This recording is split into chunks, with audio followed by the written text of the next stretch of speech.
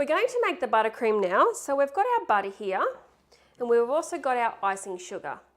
You'll only need those two ingredients unless it's quite cold and your icing, once mixed, is quite firm. Then you can add maybe a tablespoon of milk.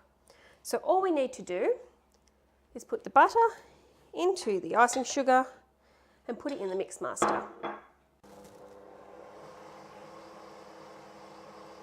When you put the butter and the icing sugar in the mix master, just have it on low so it doesn't overflow out the edge. If you do have a cover for your mix master, that's fantastic. It'll stop it from jumping out. Sometimes the icing sugar can jump out if the butter is not quite soft enough. You may need to soften your butter in the microwave for 10 seconds if it's too stiff before you put it in the mix master. But as you can see, it's slowly gathering. What we're going to do now is pause the mix master, scrape the edge of the bowl and turn it back on.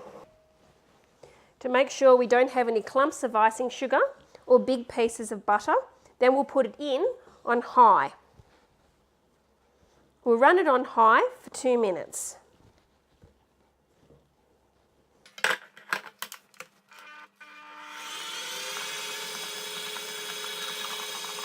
If your cake kit requires your icing to be a different colour than the normal cream of buttercream, this is where you want to colour it.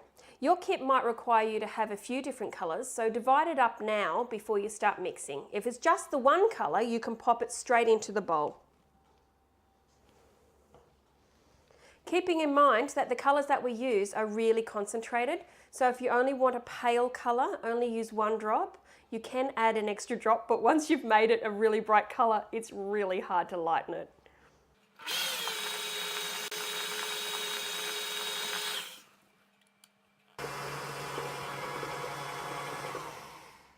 As you can see, we're going to need to scrape the bowl again to make sure that when we make our buttercream, it's even in colour.